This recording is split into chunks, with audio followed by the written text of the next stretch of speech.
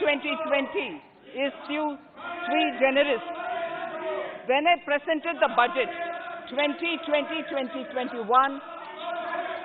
we could not have imagined that the global economy, already in throes of a slowdown, would be pushed into an unprecedented contraction. We could not have also imagined then that our people, as those in other countries, would have to endure the loss of near and dear ones and suffer hardships brought about due to a health crisis. The risk of not having a lockdown was far too high. Within 48 hours of declaring a 3-week-long complete lockdown, the Prime Minister announced the Pradhan Mantri Garib Kalyan Yojana, valued at 2.76 lakh crores, that provided free food grain to 800 million people, free cooking gas for 80 million families for months, and cash directly to over 400 million farmers, women, elderly, the poor, and the needy. Even as a large section of citizens stayed home, milk, vegetables, fruit suppliers, health and sanitary workers, truck drivers, railways and public transport workers, bank employees, electricity workers, our annadatas, police, firemen and the armed forces all had to go about their work as normal, but with the additional anxiety of the virus hanging over them. We recognize this, and I think I speak on behalf of everybody in this august house when I express my heartfelt gratitude to these men and women for how they were able to carry out their work and duty to provide for the nation's basics over those crucial months. Speaker, sir, for public good, honorable members of parliament and members of legislative assemblies too offered their salaries. In May 2020, the government announced the Atmanirbhar Bharat package. To sustain the recovery further into the year, we also rolled out 2 more Atmanirbhar packages, 2 and 3. Total financial impact of all the Atmanirbhar Bharat packages, including measures taken by the RBI, was estimated to be about 27.1 lakh crores, which amounts to more than 13% of our GDP. As a government, we kept a watch on the situation and were proactive in our responses. The government, led by the Prime Minister, stretched its resources to deliver for most vulnerable sections of our society, the poorest of the poor, the Dalits, the tribals, the elderly, the migrant workers, and our children. The Pradhan Mantri Garib Kalyan Yojana, the 3 Atmanirbhar packages, and announcements made later were like 5 mini budgets in themselves. The Atmanirbhar packages accelerated our pace of structural reforms, redefinition of MSMEs, commercialization of the mining sector, agriculture and labor reforms, privatization of public sector undertakings, One Nation, One Ration Card, production-linked incentive schemes are some of the notable reforms carried out during this period. Faceless income tax assessment, DBT, and financial inclusion are the others. Today, India has 2 vaccines available and has begun medically safeguarding not only her own citizens against COVID-19, but also those of 100 or more countries. It is added comfort to know that 2 or more vaccines are also expected soon. Honorable Prime Minister launched the vaccination drive by crediting and thanking our scientists. We are ever grateful for the strength and rigor of their efforts. Having said that, we are all reminded time and again that our fight against COVID-19 continues into 2021. Now, just as it happened after the 2 world wars, there are signs that the political, economic, and strategic relations in the post-COVID world are changing. This moment in history is the dawn of a new era, one in which India is well poised to truly be the land of promise and hope. I borrow the words of Rabindranath Tagore. Faith is the bird that feels the light and sings when the dawn is still dark. Faith is the bird that feels the light and sings when the dawn is still dark. In this spirit, I can't help but recall the joy that we as cricket-loving nation felt after the Team India's recent spectacular success in Australia. It has reminded us of all the qualities that we as a people, particularly our youth, epitomize of having abundant promise and the unsuppressed thirst to perform and to succeed. Today, data shows that India now has one of the lowest death rate of 112 per million population and one of the lowest active cases of about 130 per million. This has laid the foundation to the revival we are seeing now in the economy. This budget will be the first of this new decade. This budget will also be a digital budget, and that has happened with all your support. So far, only 3 times has a budget followed a contraction in the economy. All such contractions earlier were as a result of situations typical to India. This time, the contraction in our economy is due to a global pandemic, just like in several other countries. Having said that, I want to confidently state that our government is fully prepared to support and facilitate the economy's reset. This budget provides every opportunity for our economy to raise and capture the pace that it needs for a sustainable growth.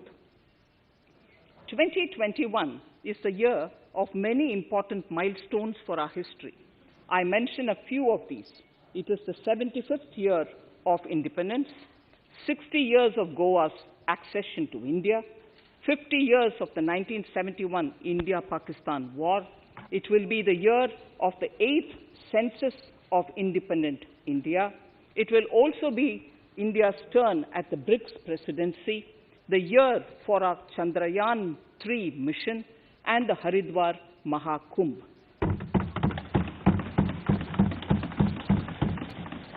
Honorable Speaker, before I commence Part A of the budget, I want to take a moment to acknowledge how isolating and distancing seemed like insurmountable challenges for a country like ours that has people coming together in times of crisis. It hurts us in many ways. It hurt us in many ways. I bow my head in respect to every citizen for the endurance shown in facing what was an undeniably a tough year for all our physical and mental well-being. Part A. In Part A, I wish to lay a vision for Atmanirbhar Bharat. Atmanirbhar Bharat or Atmanirbharta is not a new idea. Ancient India was largely self-reliant and equally a business epicenter of the world. Atmanirbhar Bharat is an expression of the 130 crore Indians who have full confidence in their capabilities and skills. We are already part of international groupings such as the G20 and the BRICS, the Coalition for Disaster Resilient Infrastructure, and the International Solar Alliance are realities today due to India's efforts. The proposals in Part A will further strengthen the sankalp of nation first, doubling farmers' income, strong infrastructure, healthy India, good governance, opportunities for youth, education for all, women empowerment, and inclusive development, among others. Additionally, also on the path to fast implementation are the 13 promises we had made in the budget of 2015-16, which were to materialize during the Amrit Mahotsav of 2022 on the 75th year of our independence. They too resonate with the vision of Atmanirbharta. The budget proposals for 21-22 rest on 6 pillars: health and well-being, physical and financial capital and infrastructure, inclusive development for aspirational India, reinvigorating human capital, innovation and R&D, and as 6th, minimum government and maximum governance. I now move to talking about the first pillar, health and well-being. Even at the outset, I would like to say that the investment on health infrastructure in this budget has increased substantially. Progressively, as institutions absorb more, we shall commit more. Taking a holistic approach to health, we focus on strengthening 3 areas: preventive, curative, and well-being. Health systems. A new centrally sponsored scheme, PM Atmanirbhar Swasth Bharat Yojana, will be launched with an outlay of about 64,180 crores over 6 years. This will develop capacities of primary, secondary, and tertiary care health systems, strengthen existing national institutions, and create new institutions to cater to detection and cure of new and emerging diseases. This will be in addition to the National Health Mission. The main interventions under the scheme are support for over 17,000 rural and 11,000 urban health and wellness centers, setting up integrated public health labs in all districts, and 3,382 block public health units in 11 states, establishing critical care public hospital blocks in 602 districts and 12 central institutions, strengthening of National Center for Disease Control, its 5 regional branches and 20 metropolitan health surveillance units, expansion of the integrated health information portal to all states and UTs to connect all public health labs, operationalization of 17 new public health units, and strengthening of 33 existing public health units at points of entry, that is, at 32 airports, 11 seaports, and 7 land crossings, setting up of 15 health emergency operations centers and 2 mobile hospitals, and setting up of a National Institution for One Health, a regional research platform for WHO, World Health Organization, Southeast Asia Region Office, 9 biosafety level 3 laboratories, and 4 regional national institutes for virology. Nutrition.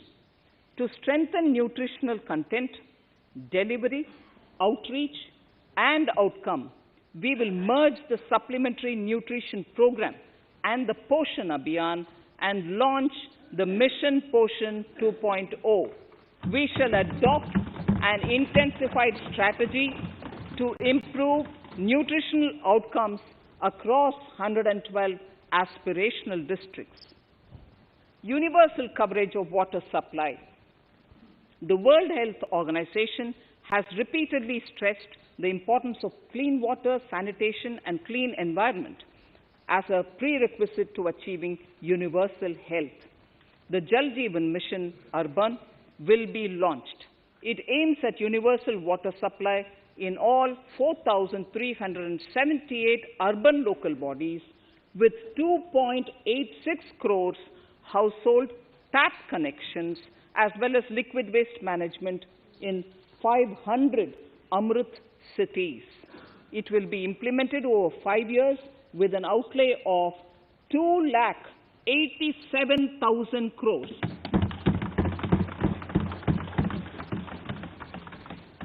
Swachh Bharat and Swasth Bharat. For further Swachhata of urban India, we intend to focus on complete fecal sludge management and wastewater treatment, source segregation of garbage, reduction in single-use plastic, reduction in air pollution by effectively managing waste from construction and demolition activities, and bioremediation of all legacy dump sites.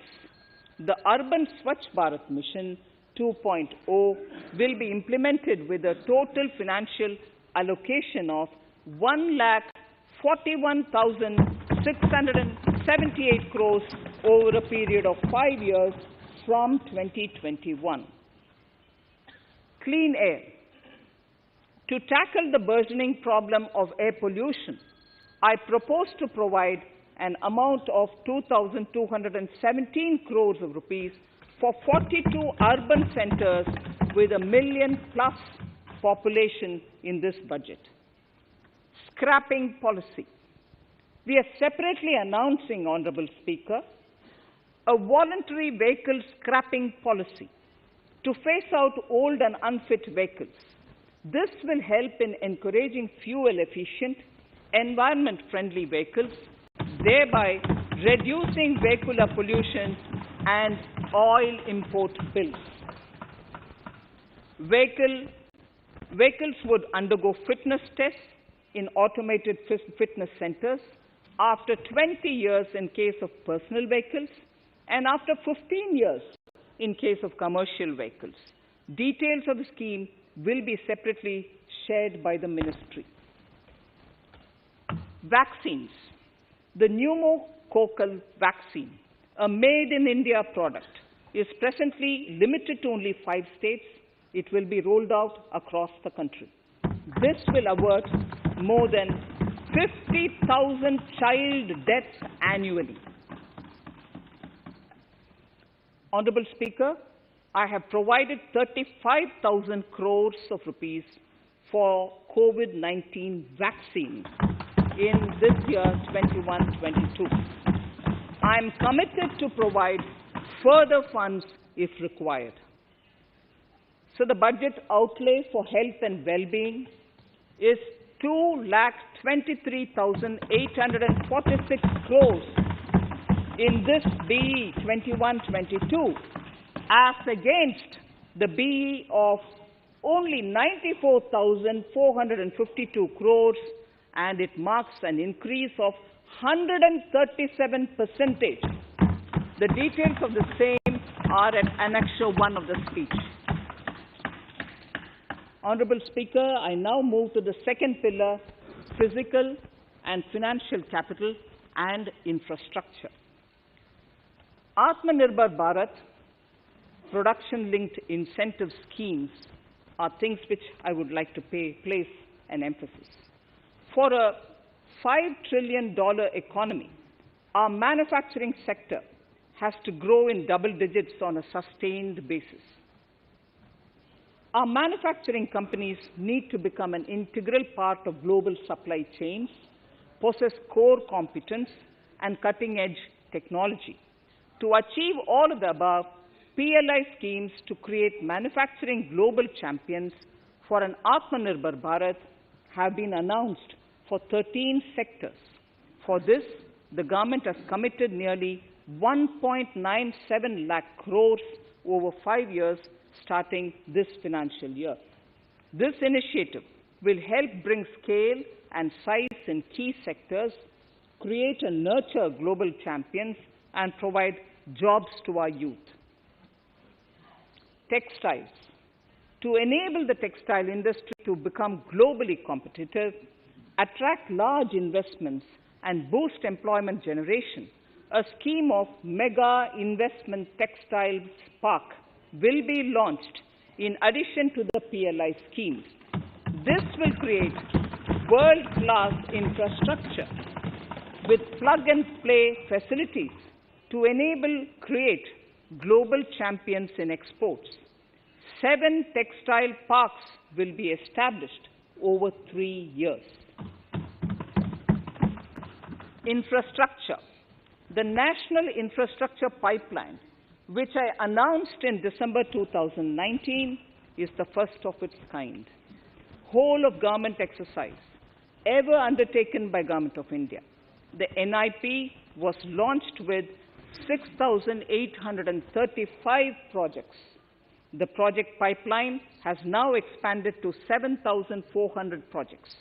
Around 217 projects worth rupees 1.10 lakh crores under some key infrastructure ministries have been completed. The NIP is a specific target which this government is committed to achieving over the coming years. It will require major increase in funding from both the government and the financial sector. In this budget, I propose to take concrete steps to do this in 3 ways. Firstly, by creating the institutional structures. Secondly, by a big thrust on monetizing assets. And thirdly, by enhancing the share of capital expenditure in central and state budgets.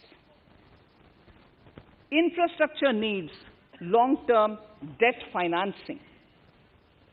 A professionally managed development financial institution is necessary to act as a provider, enabler, and catalyst for infrastructure financing.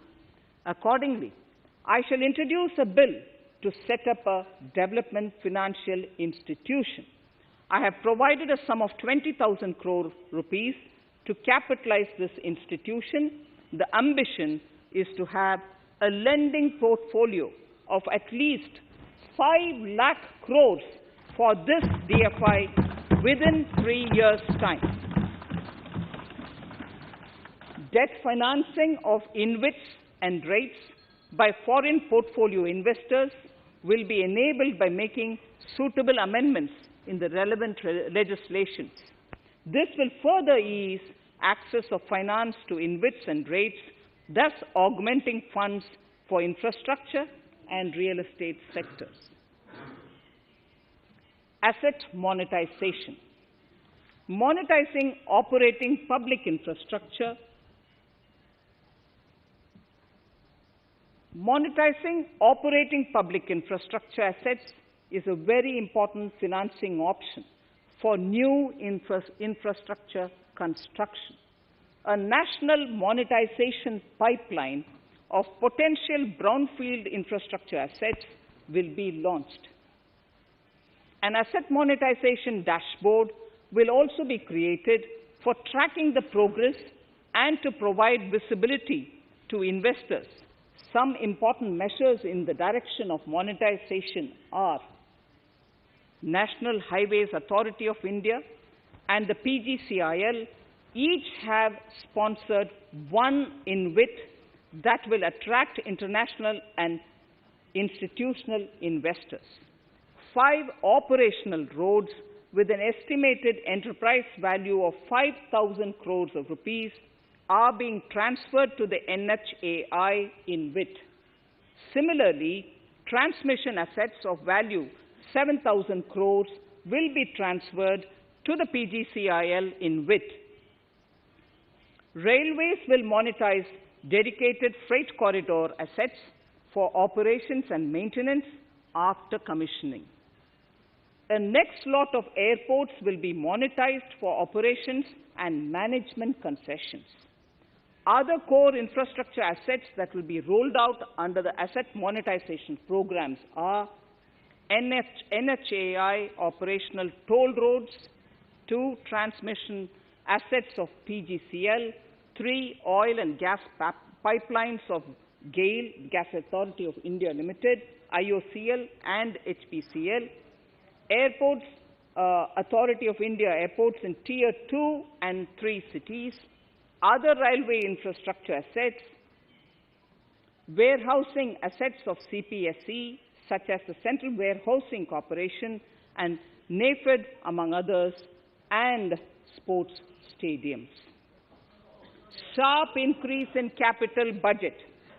In the BE 2020-21, we had provided for 4.12 lakh crores for capital expenditure. It was our effort that in spite of resource crunch, we should spend more on capital, and we are likely to end this year at around 4.39 lakh crores, which I have provided in the RE of 2020-2021. For 21-22, I propose a sharp increase in capital expenditure and thus have provided 5.54 lakh crores, which is 34.5% more than the BE of 2020-2021. Of this, I have kept a sum of more than 44,000 crores in the budget head of the Department of Economic Affairs to be provided for projects, programs, or departments that show good progress in capital expenditure and are in need of further funds. Over and above this expenditure, we would also be providing more than 2 lakh crores to states and autonomous bodies for their capital expenditure. We will also work out specific mechanisms to nudge states to spend more of their budget on creation of infrastructure.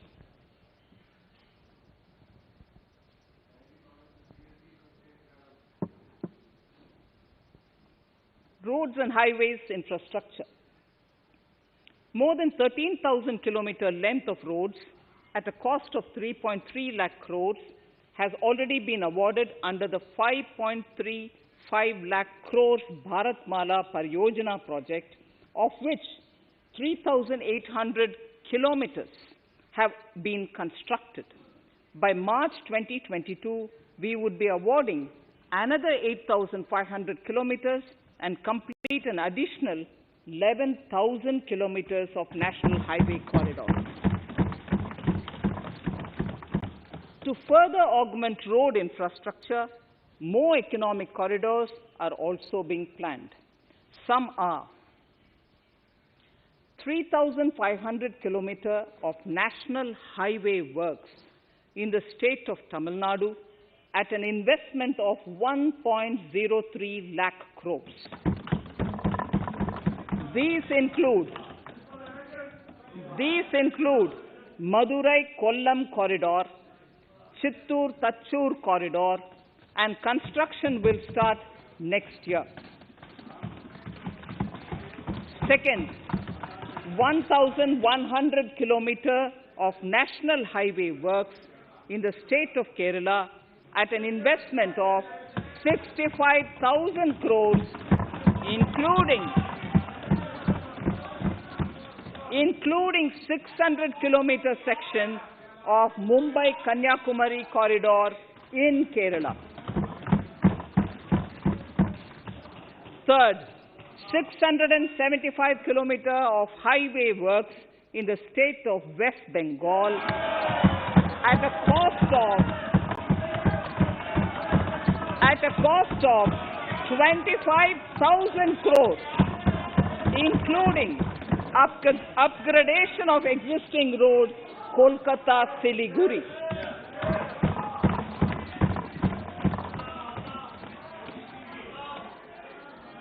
National highway works of around 19,000 crores are currently in progress in the state of Assam. Further works of more than 34,000 crores covering more than 1,300 kilometers of national highways will be undertaken in the state in the coming 3 years. Some of the flagship corridors and other important projects that would see considerable activity in 2021-22 are in Annexure 2 to my speech. I am also providing an enhanced outlay of 1,18,101 lakh crores, 1,18,101 crores for Ministry of Road Transport and Highways, of which 1,08,230 crores is for capital, the highest ever provided. Railway infrastructure. Honorable Speaker, sir, Indian Railways have prepared a National Rail Plan for India 2030. The plan is to create a future-ready railway system by 2030.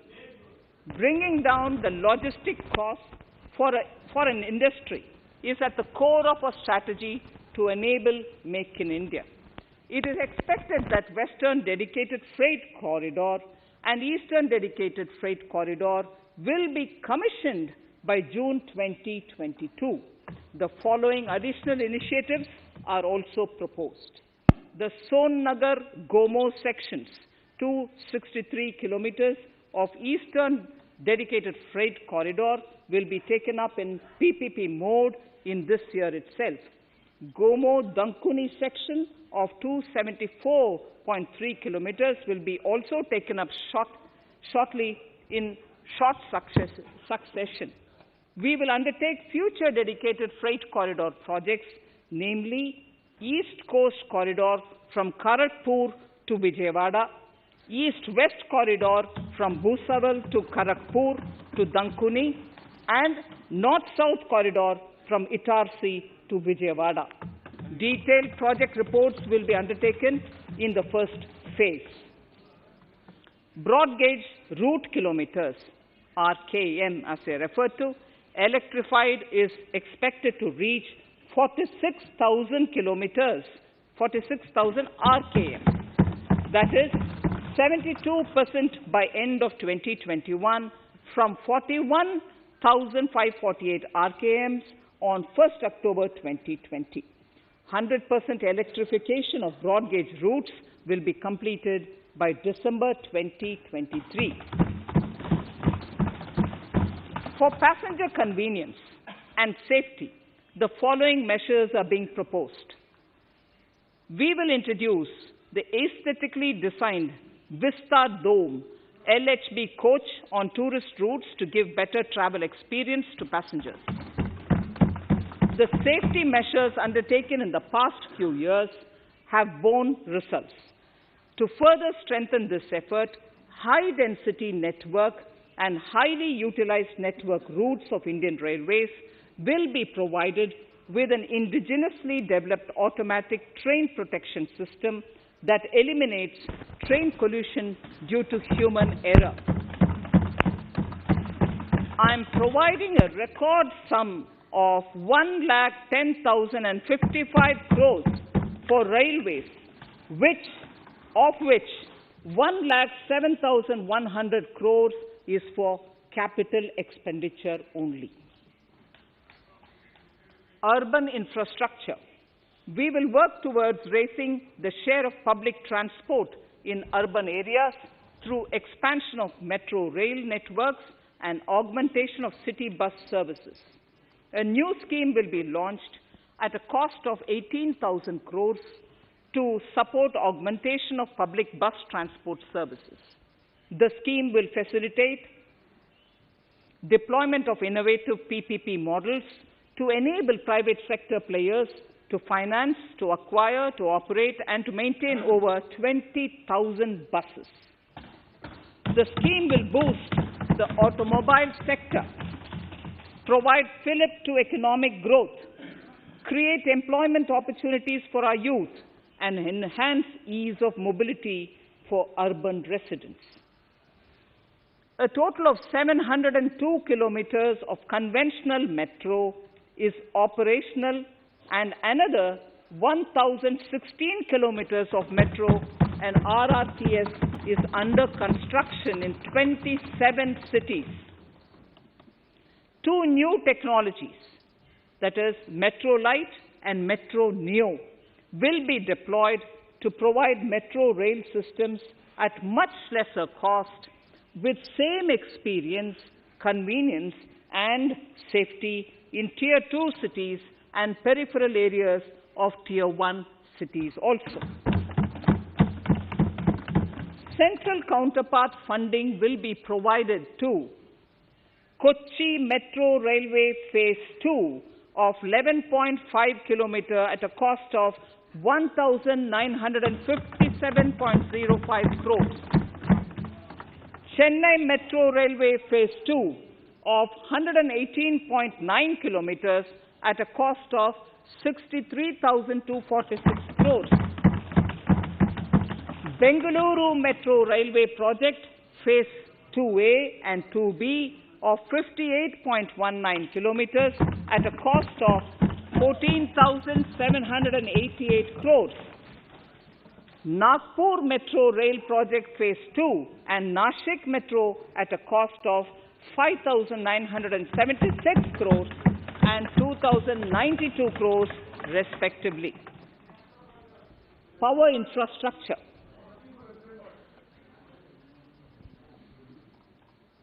The past 6 years have seen a number of reforms and achievements in power sector.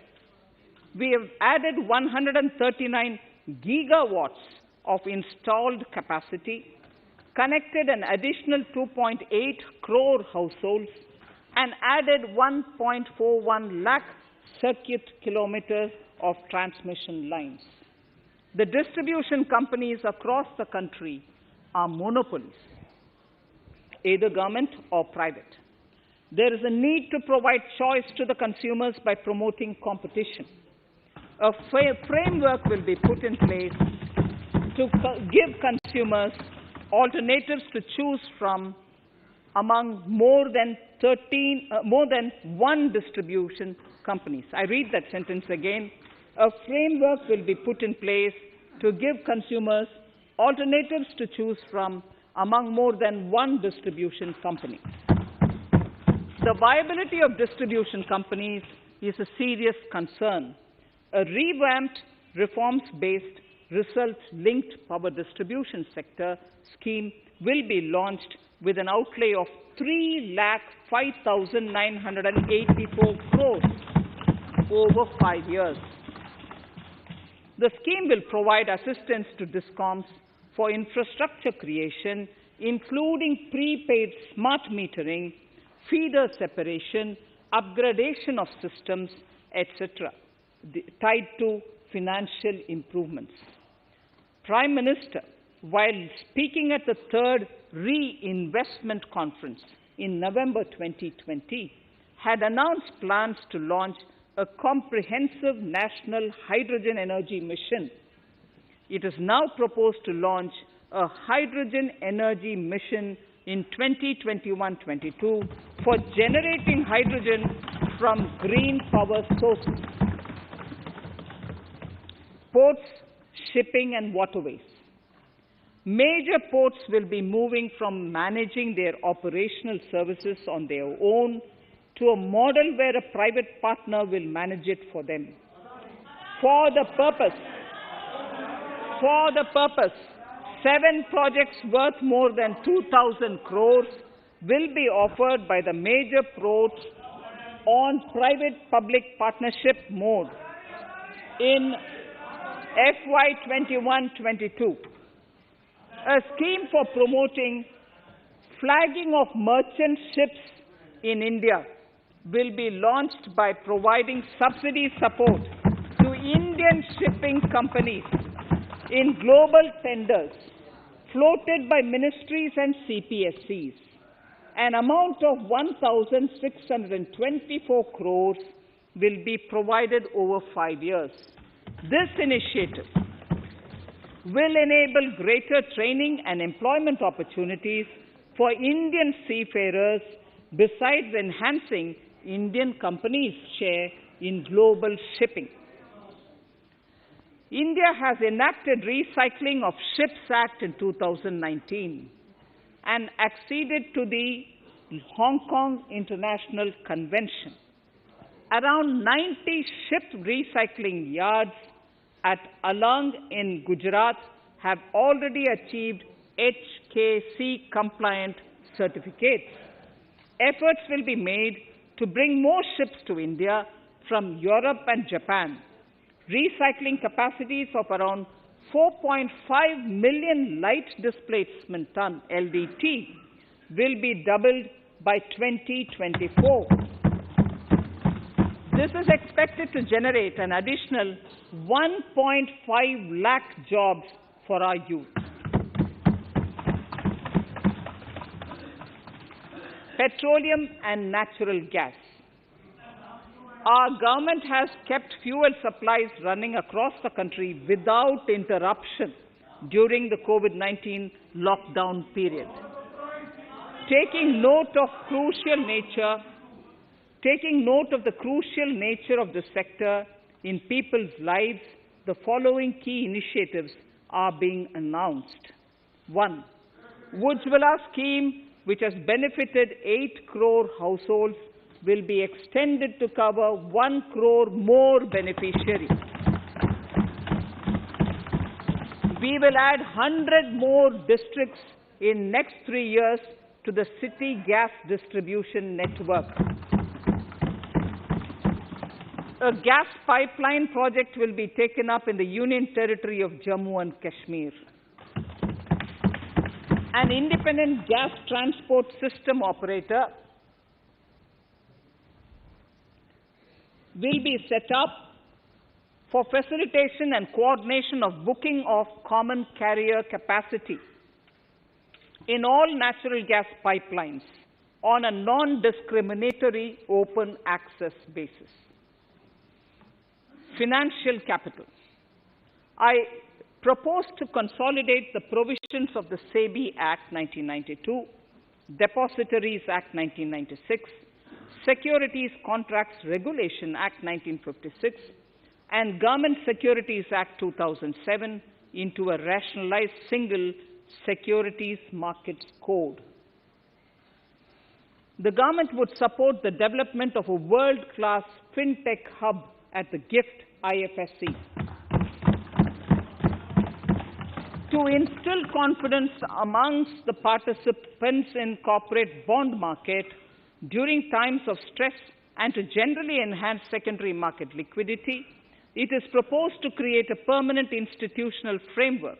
The proposed body would purchase investment-grade debt securities both in the stressed and normal times and help in the development of the bond market.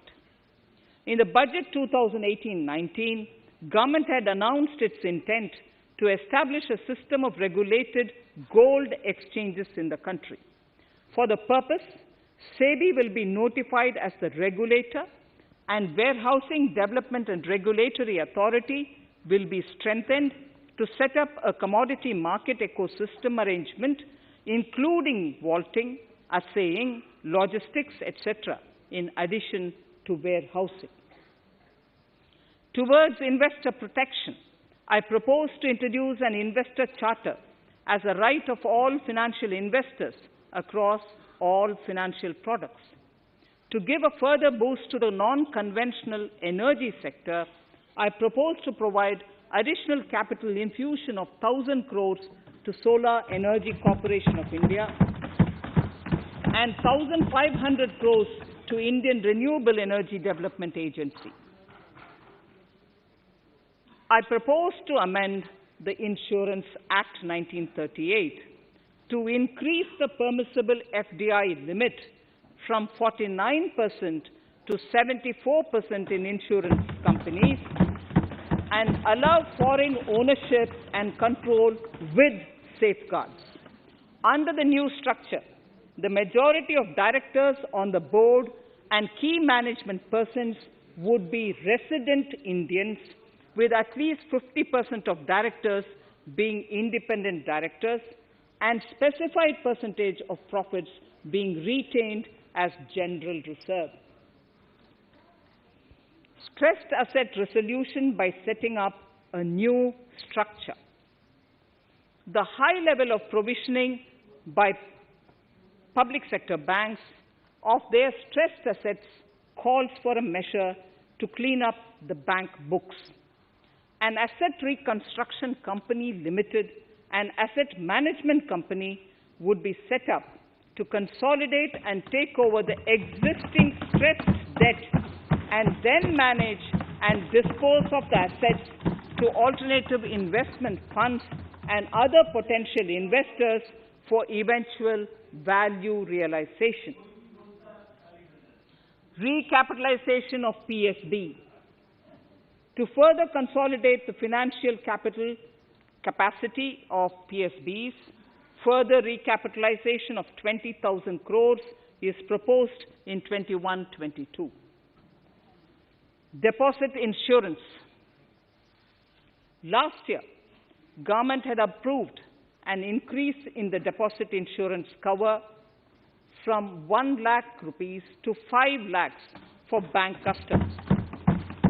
I shall be moving amendments to DICGC Act 1961 in this session itself to streamline the provision so that if a bank is temporarily unable to fulfill its obligations, the depositors of such bank can get easy and time-bound access to their deposits to the extent of the deposit insurance cover. This would help depositors of banks that are currently under stress. To improve credit discipline, while continuing to protect the interests of small borrowers, for NBFCs with minimum asset size of 100 crores, the minimum loan size eligible for debt recovery under the Securitization and Reconstruction of Financial Assets and Enforcement of Security Interests SARFAESI Act 2002, it is proposed to be reduced from the existing level of 50 lakhs to 20 lakhs. Company matters. The decriminalization of the procedural and technical compoundable offences under Companies Act 2013 is now complete. I now propose to take up decriminalization of the Limited Liability Partnerships Act 2008. Honourable Speaker, I propose to revise the definition under the Companies Act 2013 for small companies by increasing the threshold for paid-up capital from not exceeding 50 lakh to not exceeding 2 crores and turnover from not exceeding 2 crores to not exceeding 20 crores. This will benefit more than 2 lakh companies in easing their compliance requirements. As a further measure which directly benefits startups and innovators, I propose to incentivize the incorporation of one-person companies by allowing one-person companies to grow without any restriction on paid-up capital and turnover, allowing their conversion into any other type of company at any time, reducing the residency limit for an Indian citizen to set up an one-person company from 182 days to 120 days, and allow also non-resident Indians to incorporate OPCs in India. This will be a big boost for startups. To ensure faster resolution of cases, the NCLT framework will be strengthened, e-court system shall be implemented, and alternate methods of debt resolution and special framework for MSMEs shall be introduced. During the coming fiscal, we will be launching data analytics, artificial intelligence, machine learning driven MCA 2.1 version to MCA 21 version 3.0. MCA 21 version 3.0. This version 3.0 will have additional modules for e-scrutiny, e-adjudication, e-consultation, and compliance management. Disinvestment and strategic sale. In spite of COVID-19, we have kept working towards strategic disinvestment. A number of transactions, namely BPCL, Air India, Shipping Corporation of India, Container Corporation of India, IDBI Bank, Bharat Earth Movers Limited, Pavan Hans, Neelachal Ispat Nigam Limited, among others, would be completed in 21-22.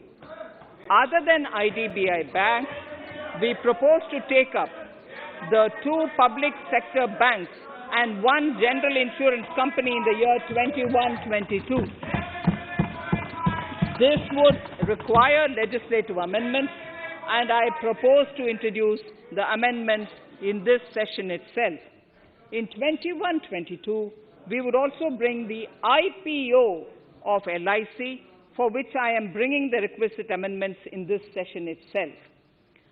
In the Atmanirbhar package, I had announced that we will come out with a policy of strategic disinvestment of public sector enterprises. I'm happy to inform the House that the government has the government has approved the said policy. The policy provides a clear roadmap for disinvestment in all non-strategic and strategic sectors. We have kept 4 areas that are strategic, where bare minimum CPSEs will be maintained and rest privatized. In the remaining sectors of all CPSEs will be privatized. The main highlights of the policy are mentioned in Annexure 3. To fast forward the disinvestment policy, I'm asking NITI to work out on the next list of center public sector companies that would be taken up for strategic disinvestment. To similarly incentivize states to take to disinvestment of their public sector companies, we will work out an incentive package of central funds to states. Idle assets will not contribute to Atmanirbhar Bharat. The non-core assets largely consist of surplus land with government ministries and departments and public sector enterprises. Monetizing of land can either be by way of direct sale or concession or by similar means. This requires special abilities, and for this purpose, I propose to use a special purpose vehicle in the form of a company that would carry out this activity. In order to ensure timely completion of closure of sick or loss-making CPSEs, we will introduce a revised mechanism that will ensure timely closure of such units. I have estimated 1,75,000 crores as receipts from disinvestment in BE 21-22.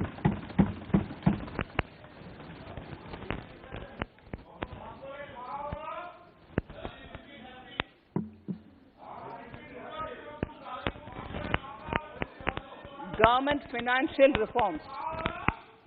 Under the Treasury Single Account, the TSA system, autonomous bodies directly draw funds from the government's account at the time of actual expenditure, saving interest costs. We will extend the TSA system for universal application from 21-22. On the recommendation of the 15th Finance Commission, we have undertaken a detailed exercise to rationalize and bring down the number of centrally sponsored schemes. This will enable consolidation of outlays for better impact. The government is committed to the development of multi-state cooperatives and will provide all support to them. To further streamline the ease of doing business for cooperatives, I propose to set up a separate administrative structure for them. So the third pillar of Atmanirbhar Bharat, inclusive development for aspirational India. Honorable Speaker, sir, under this pillar, I will cover agriculture and allied sectors, farmers' welfare and rural India, migrant workers and labor, and financial inclusion. Agriculture. Our government is committed to the welfare of farmers. The MSP regime has undergone a sea change to assure price that is at least 1.5 times the cost of production across all commodities.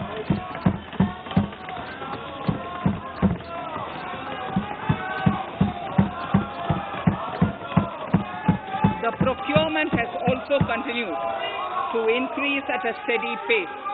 This has resulted in increase in payment to farmers substantially. In case of wheat, a total amount paid to farmers in 2013-14, Honorable Speaker,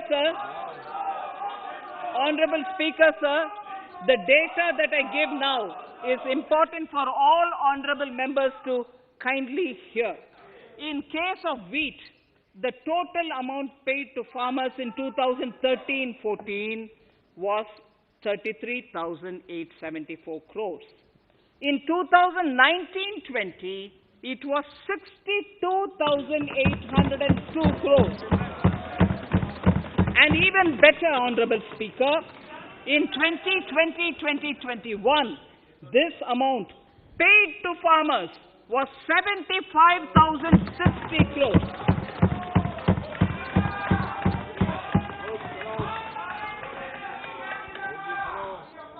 Honorable Speaker, again an important fact, the number of wheat growing farmers that were benefited increased in 2020-21 to 43.36 lakhs compared to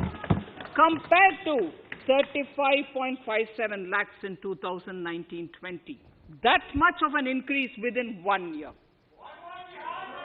For paddy, again an important data. For paddy, the amount paid in 2013-14 was 63,928 crores.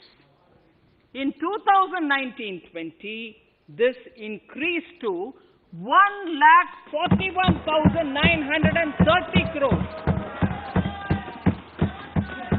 Even better, in 2020-2021,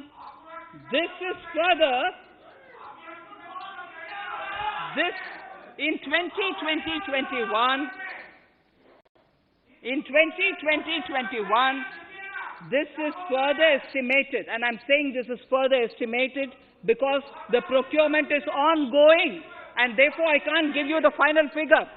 This is further estimated to increase to 1,72,752 crores. The number of farmers benefited increased from 1.24 crores in 2019-20 to 1.54 crores in 2020-21. In the same way, Honorable Speaker, sir, in the case of pulses, the amount paid in 2013-14 was 236 crores. In 2019-20, this was increased to 8,285 crores. Now in 2021, it is at 10,530 crores.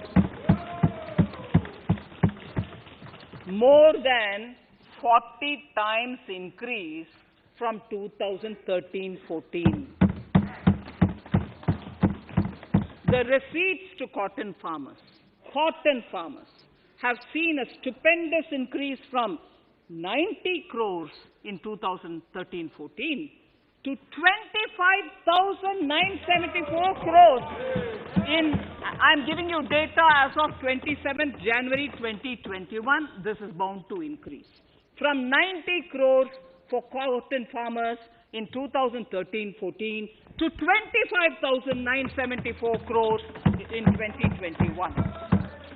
All the details in complete narration is available in Annexure 4 to my speech. Early this year, Honorable Prime Minister had launched the Swamitwa scheme. Under this, a record of rights is being given to property owners in villages. Up till now, about 1.80 lakh property owners in 1,241 villages have been provided cards. I propose during 21-22 to extend this to cover all states and union territories.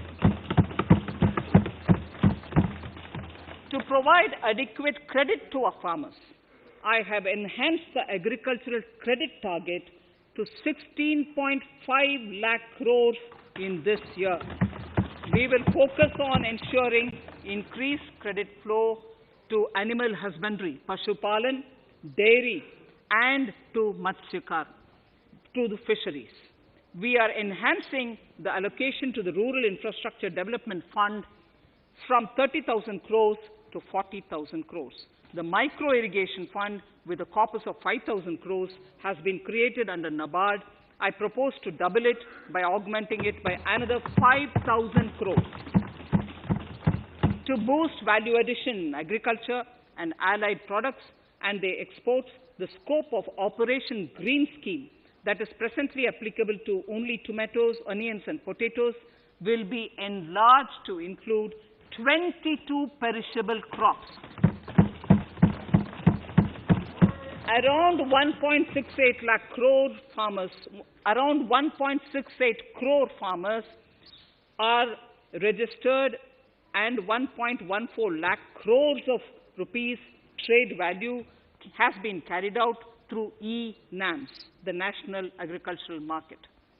Keeping in view the transparency and the competitiveness that e-NAM has brought into the agricultural market, 1,000 more mandis will be integrated with e-NAM. Honorable Speaker, sir, with all this, the Agricultural Infrastructure Fund would be made available to the APMCs for augmenting their infrastructure facilities.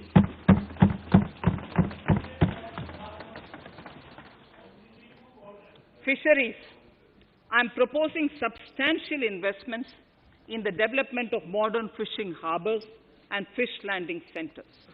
To start with, 5 major fishing harbors, Kochi, Chennai, Visakhapatnam, Paradip, and Petua Ghat, will be developed as hubs for economic activity. We will also develop inland fishing harbors and fish landing centers along the banks of rivers and waterways.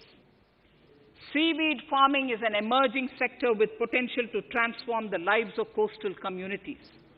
It will provide large-scale employment and additional incomes. To promote seaweed farming and cultivation, I propose a multi-purpose seaweed park to be established in Tamil Nadu. Migrant workers and laborers. We have launched the One Nation, One Ration Card scheme, through which beneficiaries can claim their rations anywhere in the country. Migrant workers in particular benefit from the scheme. Those staying away from their families can partially claim their ration where they are stationed, while their family in their native places can claim the rest. I am happy to inform you that One Nation, One Ration Card plan is under implementation by 32 states and union territories, reaching about 69 crore beneficiaries. That's a total of 86% beneficiaries covered. The remaining 4 states and UTs will be integrated in the next few months.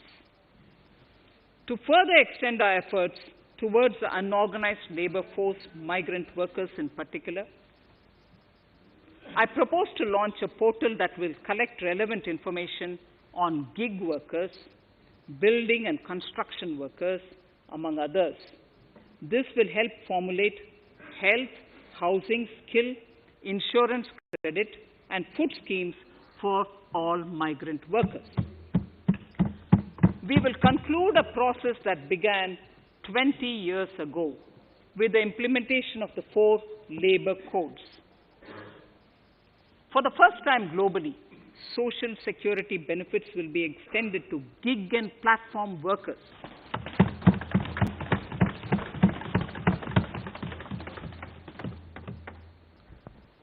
Minimum wages will apply to all categories of workers, and they will all be covered by the Employees State Insurance Corporation. Women will be allowed to work in all categories and also in the night shifts with adequate protection. At the same time, compliance burden on employers will be reduced with a single registration and licensing and online returns. Financial inclusion. To further facilitate credit flow under the scheme of Stand Up India for the scheduled castes and scheduled tribes and also women, I propose to reduce the margin money requirement from 25% to 15% only, and to also include loans for activities in allied sectors in allied activities in agriculture. We have taken a number of steps to support the MSME sector. In this budget, I have provided 15,700 crores to this sector, more than double of the last year's B. Honorable Speaker, sir, I now go to the fourth pillar, reinvigorating human capital. The national education policy announced recently has had good reception. In school education, more than 15,000 schools will be qualitatively strengthened to include all components of the national education policy.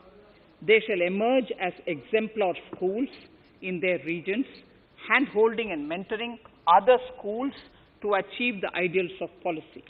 100 new Sainik schools will be set up in partnership with NGOs, private schools, and states. Higher education. In Budget 2019-20, I had mentioned about the setting up of a higher education commission in India. We would be introducing the legislation this year to implement the same. It will be an umbrella body having 4 separate vehicles for standard setting, accreditation, regulation, and funding. Many of our cities have various institutions, universities, and colleges supported by the Government of India. Hyderabad, for example, has about 40 major institutions. In 9 such cities, we will create a formal umbrella structure so that these institutions can have better synergy while also retaining their internal autonomy. A glue grant will be set aside for this purpose. For accessible higher education in Ladakh, I propose to set up a central university in Leh.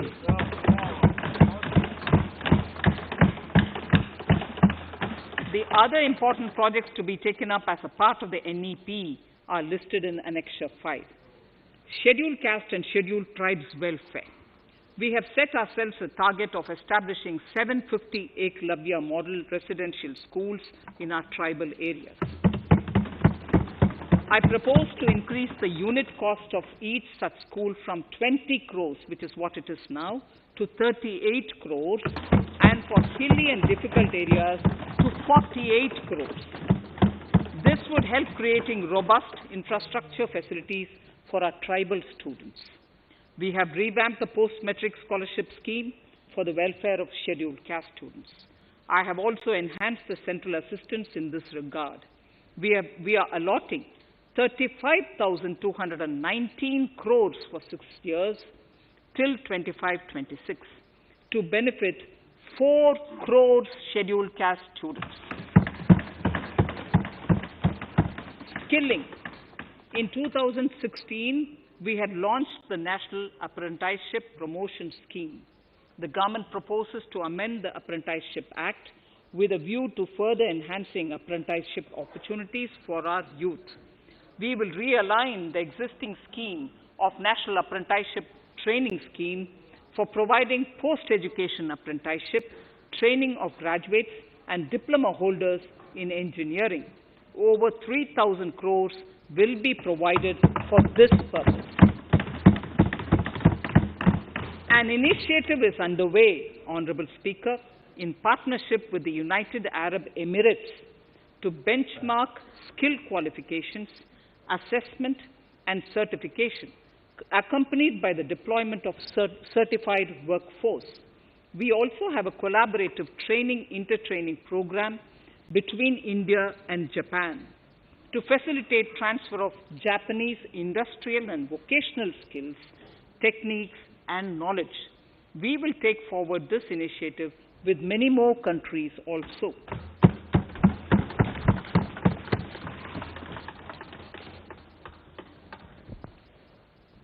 Innovation and R&D. In my budget speech of 2019, I had announced the National Research Foundation.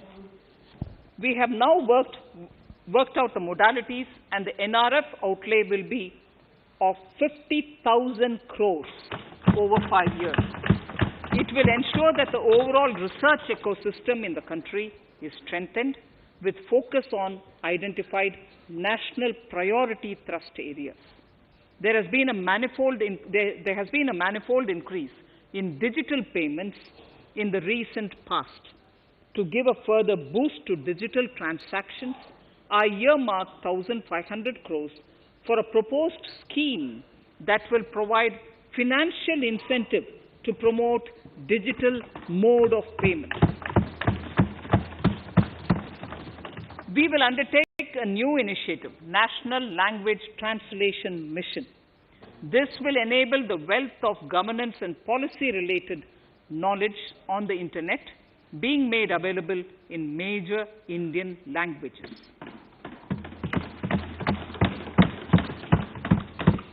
The new Space India Limited, a PSU, under the Department of Space, will execute the PSLV CS-51 launch, carrying the Amazonia satellite from Brazil, along with a few smaller Indian satellites.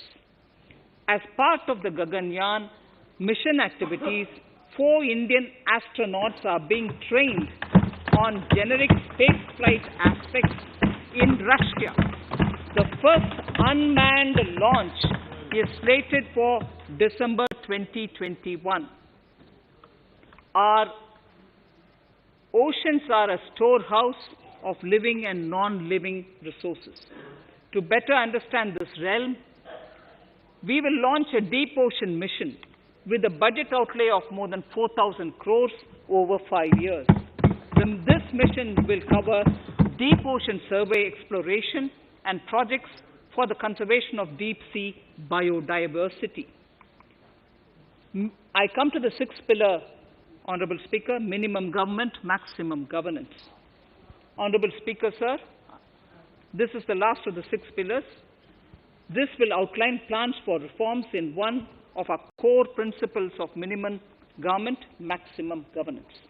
We have taken a number of steps to bring reforms in tribunals in the last few years for speedy delivery of justice. Continuing with the reforms process, I now propose to take further measures to rationalize the functioning of tribunals. We have introduced the National Commission for Allied Healthcare Professionals Bill in Parliament. National Commission for Allied Healthcare Professionals Bill in the Parliament, with a view to ensure transparent and efficient regulation of 56 allied healthcare professionals.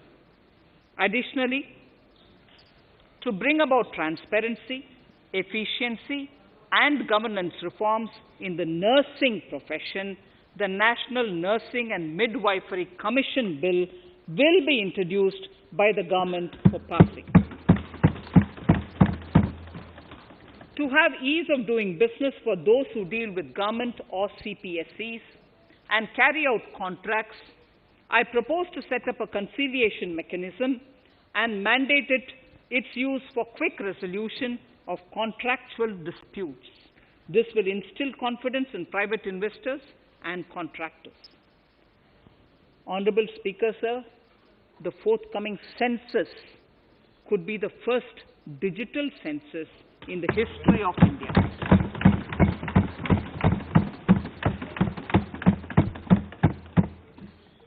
For this monumental milestone marking task, I have allocated 3,768 crores in this year, 21-22.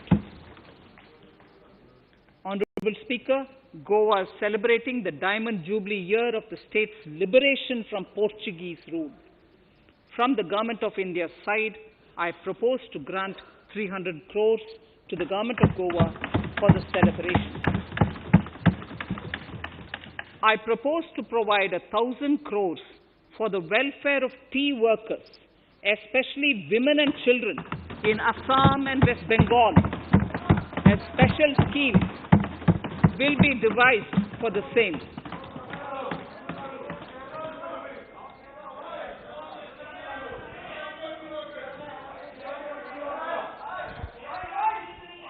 Fiscal position. Fiscal position. In these last few paragraphs of part A of my speech, I draw the attention of this august House to the fact that at the beginning of the current financial year, the pandemic's impact on the economy resulted in a weak revenue inflow. This was combined with high expenditure to provide essential relief to vulnerable sections of the society, especially the poor, the women, scheduled castes, and scheduled tribes. Unlike many other countries, we opted for a series of medium-sized packages during the pandemic so that we could calibrate and target our response according to the evolving situation. Once the health situation stabilized and the lockdown was being slowly lifted, we switched to ramping up government spending so as to revive domestic demand. As a result, against an original BE expenditure of 30.42 lakh crores for 2020-21, our RE estimates are 34.50 lakhs. 30.42 now within the year going up to 34.5 lakh crores. We have maintained quality of expenditure.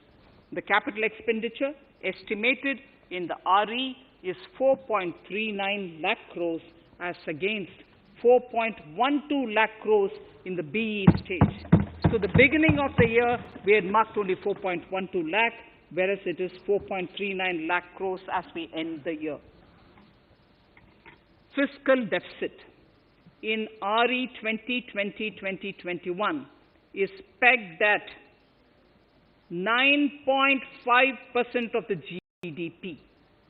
Fiscal deficit in RE 2020 to 2021 is pegged at 9.5% of GDP.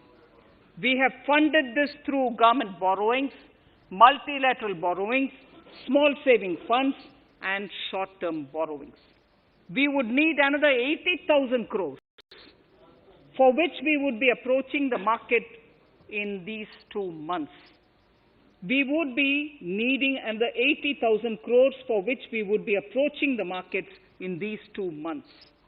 To ensure that the economy is given the required push, our BE estimates for expenditure in 21-22 are 34.83 lakh crores.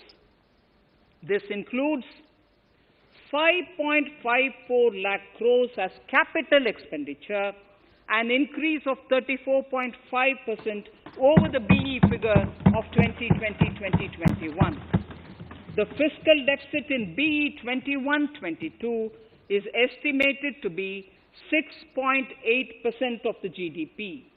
The gross borrowing from the market for the next year would be around 12 lakh crores. We plan to continue with our path of fiscal consolidation and intend to reach the fiscal deficit level below 4.5% of the GDP by 2025-2026, with a fairly steady decline over the period.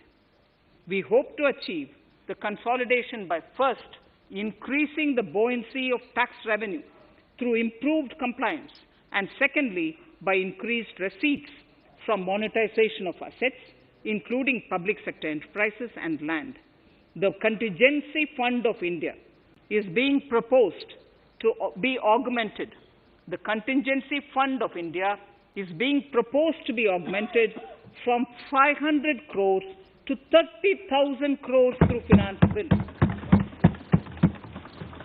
In accordance with the views of the 15th Finance Commission, we are allowing a normal ceiling of net borrowing for the states at 4% of GSDP for the year 21-22. A portion of this ceiling will be earmarked to be spent on incremental capital expenditure. Additional borrowing ceiling of 0.5% of the GSDP will also be provided subject to conditions. States will be expected to reach a fiscal deficit of 3% of GSDP by 2023-24 as recommended by the 15th Finance Commission. In the July 2019-20 budget, I introduced the Statement 27 on extra budgetary resources. It disclosed the borrowings of the government agencies that went towards funding Government of India schemes and whose repayment burden was on the government. In my 2020-21 budget, I enhanced the scope and coverage of that statement by including the loans provided by government to the FCI, the Food Corporation of India.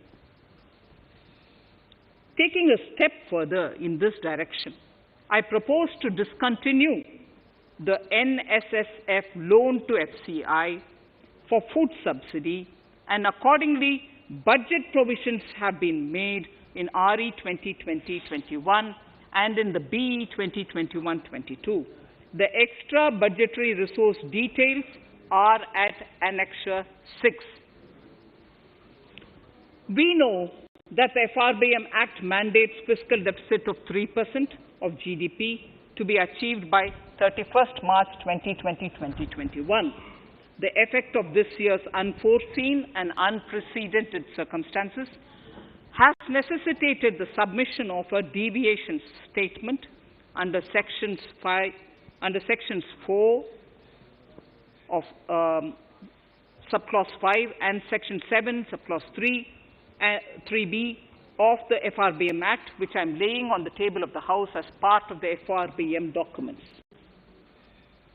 Towards achieving central government fiscal deficit along the broad path that I have already indicated, I will be introducing an amendment to the FRBM Act.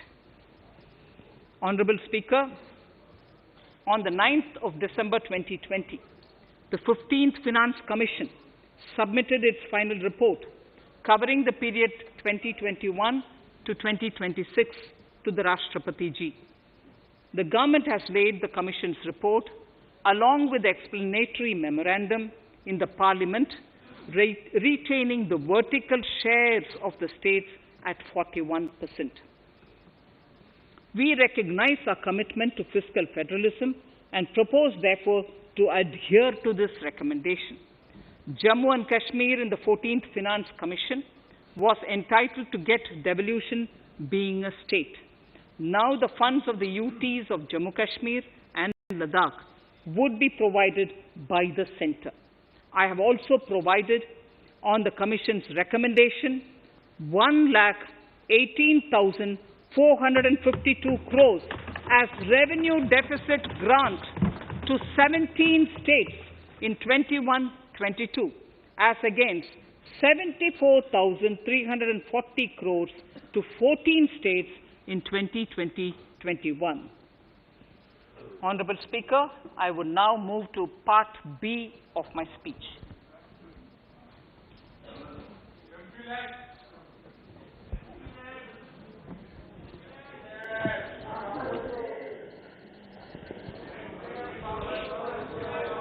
Honourable Speaker, the world is facing a serious challenge of the pandemic and its aftershock.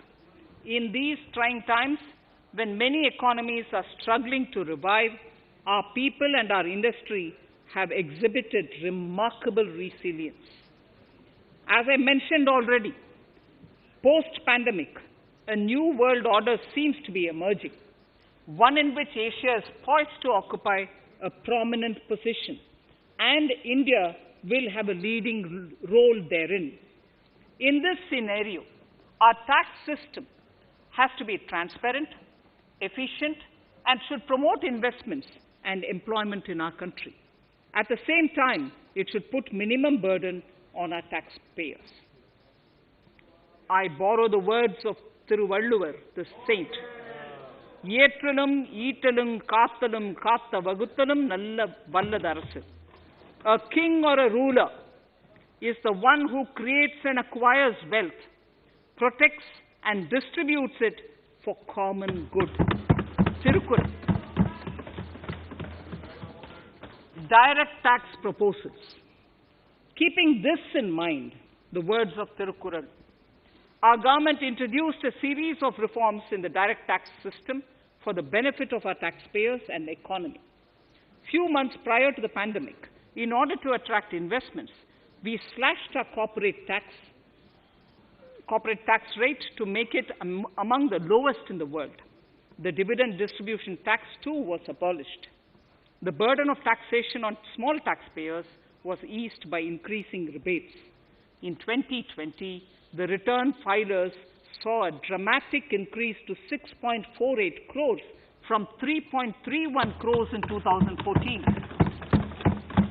In the direct tax administration, we had recently introduced the faceless assessment and faceless appeal. I now seek to take further steps to simplify the tax administration, ease compliance, and reduce litigation. Relief to senior citizens. I begin my direct tax proposals by offering my pranam to our senior citizens. Many of them, despite having foregone several basic necessities of their own, have strived to build our nation. Now in the 75th year of independence of our country, when we continue our endeavor with renewed vigor, we shall reduce compliance burden on our senior citizens who are 75 years of age and above. For senior citizens who only have pension and interest income, I propose exemption from filing their income tax returns.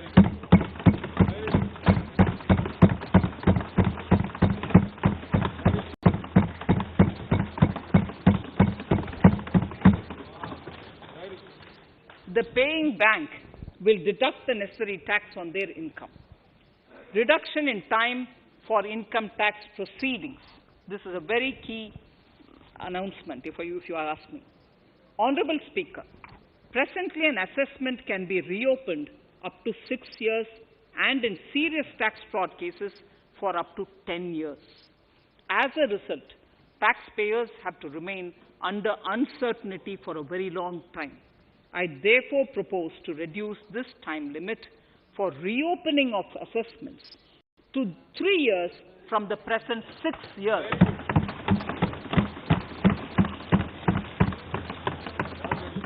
In serious tax evasion cases too, only where there is evidence of concealment of income of 50 lakh or more in a year. In serious tax evasion cases too, only where there is evidence of concealment of income of 50 lakh or more in a year can the assessment be reopened up to 10 years. Even this reopening can be done only after the approval of the Principal Chief Commissioner, the highest level of Income Tax Department. Setting up the Dispute Resolution Committee. Honorable Speaker, it has been the resolve of this government to reduce litigation which mars the present taxation system. The government came out with the Direct Taxation Vivad Se Vishwas scheme to give taxpayers an opportunity to settle long-pending disputes and be relieved to further strain on their time and resources. The response from taxpayers has been the best ever, as over 110,000 taxpayers have already opted to settle tax disputes of over 85,000 crores under the scheme. To further reduce litigation for small taxpayers, I propose to constitute a dispute resolution committee for them, which will be faceless to ensure efficiency, transparency, and accountability. Anyone with a taxable income up to 50 lakh and disputed income up to 10 lakh shall be eligible to approach the committee. Faceless IT-AT. For ease of compliance and to reduce discretion, we are committed to make the taxation processes faceless. The government has already introduced faceless assessment and appeal this year. The next level of income tax appeal is the Income Tax Appellate Tribunal. I now propose to make this tribunal faceless. We shall establish a national faceless Income Tax Appellate Tribunal Center. All communication between the tribunal and the appellant shall be electronic. Where personal hearing is needed, it shall be done through video conferencing. Relaxations to NRI. When non-resident Indians return to India, they have issues with respect to their accrued incomes in their foreign retirement accounts. This is usually due to mismatch in taxation period. They also face difficulties in getting credit for Indian taxes in foreign jurisdictions. I propose to notify rules for removing their hardship of double taxation. Exemption from audit. Currently, if your turnover exceeds 1 crore, you have to get your accounts audited. In February 2020 budget, I had increased the limit for tax audit to 5 crores for those who carry out 95% of their transactions digitally. To further incentivize digital transactions and to reduce compliance burden, I propose to increase this limit for tax audit for such persons from 5 crores to 10 crores. Relief for dividend. In the previous budget, I had abolished the dividend distribution tax in order to incentivize investment. Dividend was made taxable in the hands of shareholders. Now, in order to provide ease of compliance, I propose to make dividend payment to rate and InvIT exempt from TDS. Further, as the amount of dividend income cannot be estimated correctly by the shareholders for paying advance tax, I propose to provide that advance tax liability on dividend income shall arise only after the declaration or payment of dividend. Also, for the foreign portfolio investors, I propose to enable deduction of tax on dividend income at lower treaty rate. Attracting foreign investment into infrastructure sector. In the last budget, for attracting foreign investment in the infrastructure sector, we had granted 100% tax exemption, subject to certain conditions, to foreign sovereign wealth funds and pension funds on their income from investment in Indian infrastructure. We have noticed that few of such funds are facing difficulties in meeting some of the conditions. In order to ensure that a large number of funds invest in India, I propose to relax some of these conditions relating to prohibition on private funding, restriction on commercial activities, and direct investment in infrastructure. In order to allow funding of infrastructure by issue of zero-coupon bonds, I propose to make notified infrastructure debt funds eligible to raise funds by issuing tax-efficient zero-coupon bonds. Affordable housing.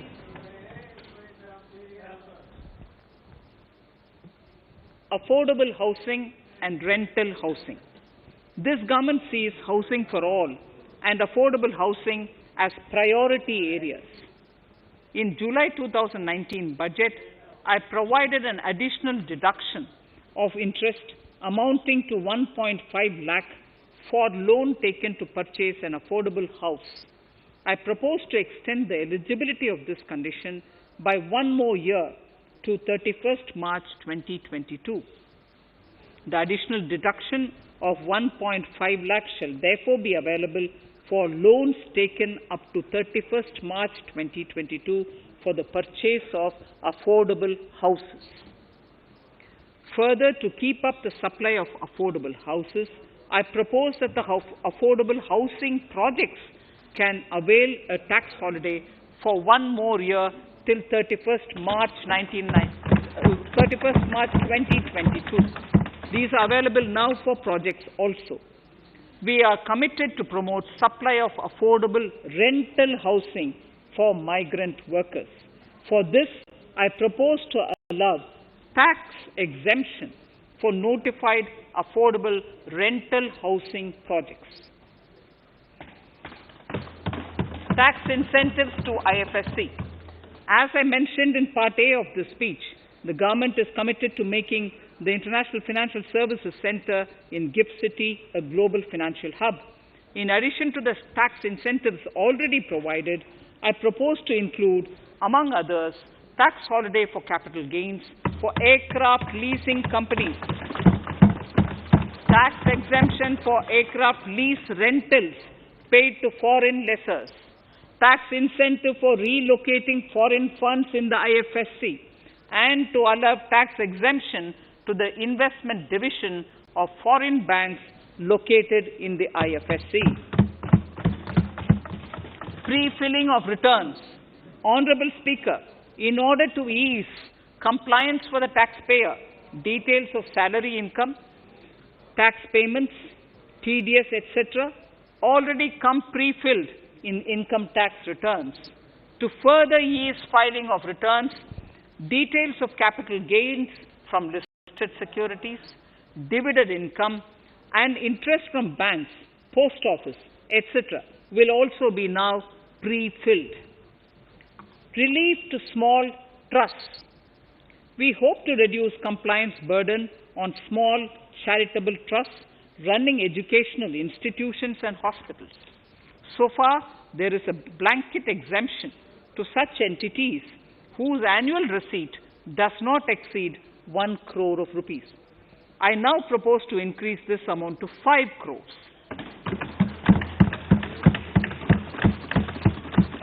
Labor welfare. We have noticed that some employers deduct the contribution of employees toward provident funds, superannuation funds, and other social security funds, but do not deposit these contributions within the specified time. For these employees, this means a loss of interest or income. In cases where an employer later becomes financially unviable, non-deposit results in a permanent loss for the employees.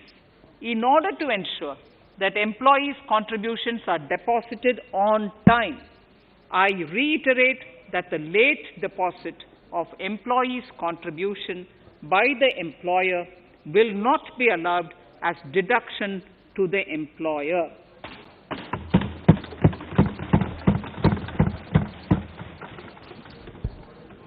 Incentives for startups.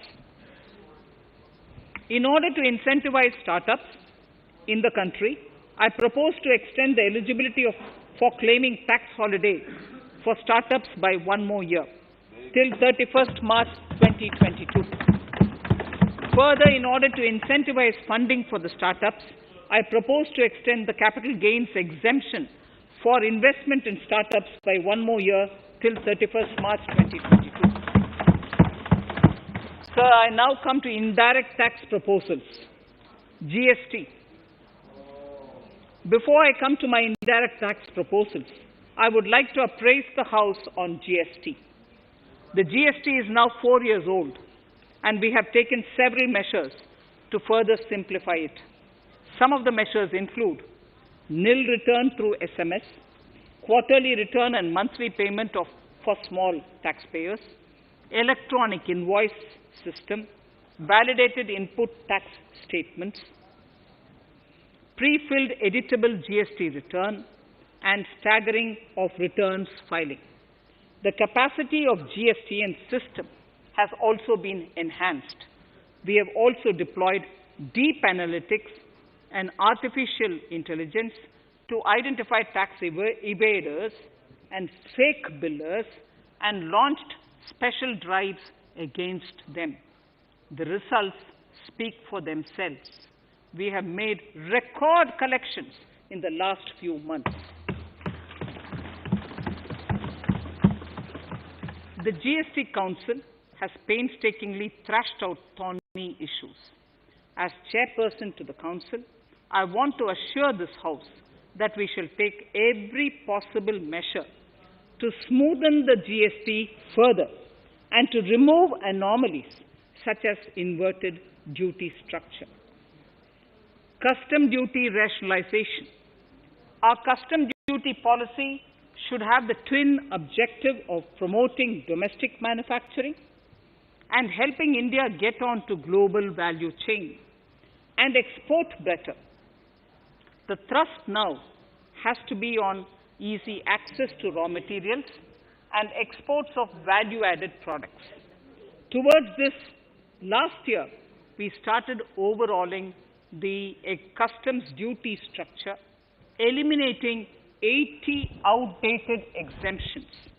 I also thank everyone who responded overwhelmingly to a crowdsourcing call for suggestions on this revamp. I now propose to review more than 400 old exemptions this year. I repeat, I now propose to review more than 400 old exemptions this year. We will conduct this through extensive consultations, and from 1st October 2021, we will put in place a revised customs duty structure free of distortions. I also propose that any new customs duty exemptions, therefore, henceforth will have validity up to 31st March, following 2 years from the date of the issue. Electronic and mobile phone industry. Domestic electronic manufacturing has grown rapidly. We are now exporting items like mobiles and chargers. For greater domestic value addition, we are withdrawing a few exemptions on part of chargers and sub-parts of mobiles. Further, some parts of mobiles will move from nil rate to a moderate 2.5%. Iron and steel. MSMEs and other user industries have been severely hit by a recent sharp rise in iron and steel prices.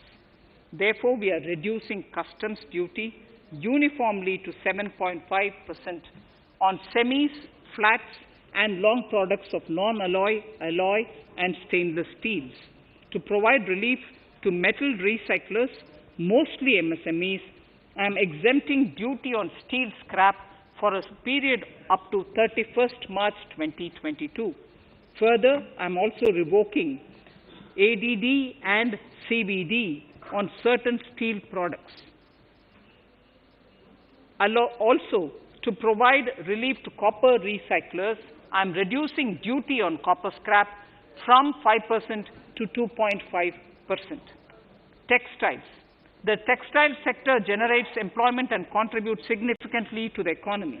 There is a need to rationalize duties on raw material inputs to man-made textiles.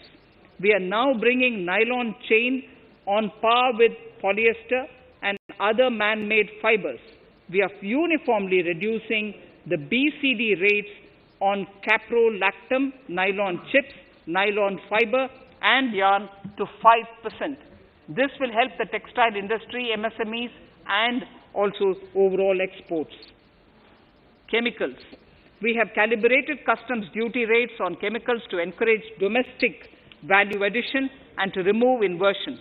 Apart from other items, we are reducing customs duty on naphtha to 2.5% to correct inversion. Gold and silver presently attract a basic customs duty of 12.5%. Since the duty was raised from 10% in July 19, prices of precious metals have risen sharply. To bring it closer to previous levels, we are rationalizing customs duty on gold and silver. Renewable energy. In Part A, we have already acknowledged that solar energy has huge promise for India. To build up domestic capacity, we will notify a phased manufacturing plan for solar cells and solar panels. At present, to encourage domestic production, we are raising duty on solar inverters from 5% to 20% and on solar lanterns from 5% to 15%. Capital equipment and auto parts. There is immense potential in manufacturing heavy capital equipment domestically. We will comprehensively review the rate structure in due course. However, we are revising duty rates on certain items immediately. We propose to withdraw exemptions on tunnel boring machine. It will attract a customs duty of 7.5% and its parts a duty of 2.5%. We are raising customs duty on certain auto parts to 15% to bring them on par with general rate on auto parts. MSME products. We are proposing certain changes to benefit MSMEs. We are increasing duty from 10 to 15% on steel screws and plastic builderwares. On prawn feed, we increase it from 5 to 15%. We are rationalizing exemption on import of duty-free items as an incentive to exporters of garments, leather, and handicraft items. Almost all of these items are made domestically by our MSMEs. We are withdrawing exemption on imports of certain kinds of leathers as they are domestically produced in good quantity and quality, mostly by MSMEs. We are also raising customs duty on finished synthetic gemstones to encourage domestic processing. Agriculture products to benefit farmers. We are raising customs duty on cotton from nil to 10%, on raw silk and silk yarn from 10 to 15%. We are also withdrawing end-use based concession on denatured ethyl alcohol. Currently, rates are being uniformly calibrated to 15% on items like maize, bran, rice bran, oil cake, and animal feed additives. There is an immediate need to improve agricultural infrastructure so that we produce more while also conserving and processing agricultural output efficiently. This will ensure enhanced remuneration for our farmers.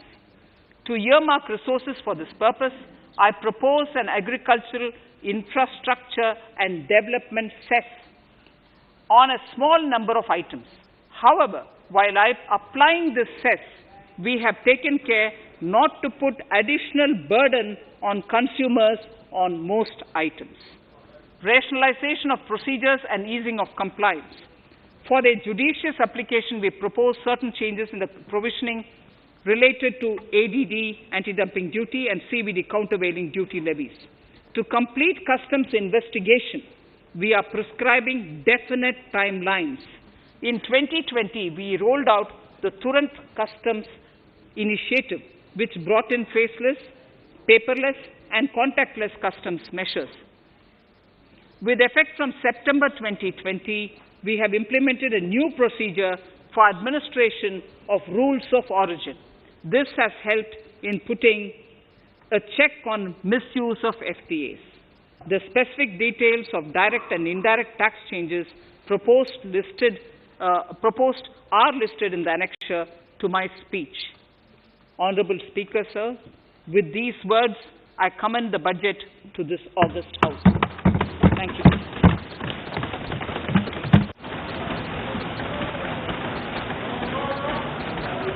Item number 1, माननीय मंत्री जी, item number 1. Sorry, I don't have it with me. Sir, I wish to place on table the 15th Finance Commission report.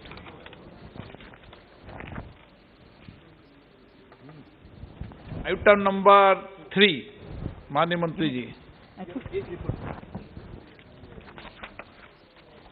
Sir, I wish to lay on the table the following statements under Section 3(1) of the Fiscal Responsibility and Budget Management Act 2003, the medium-term fiscal policy cum fiscal policy strategy statement and macroeconomic framework statement.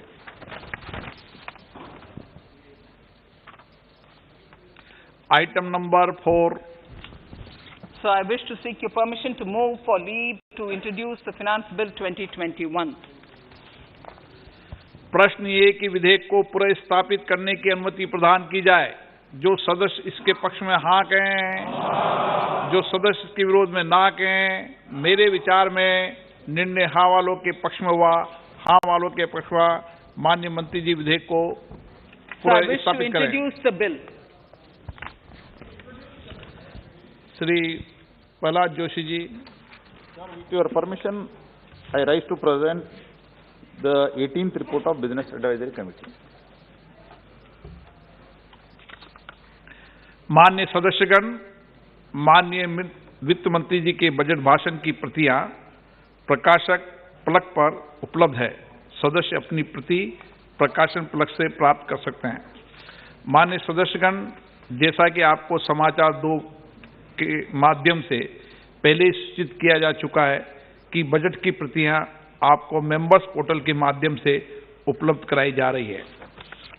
सभा की कार्रवाई मंगलवार दिनांक 2 फरवरी 2021 को दोपहर 4 बजे तक के लिए स्थगित की जाती है।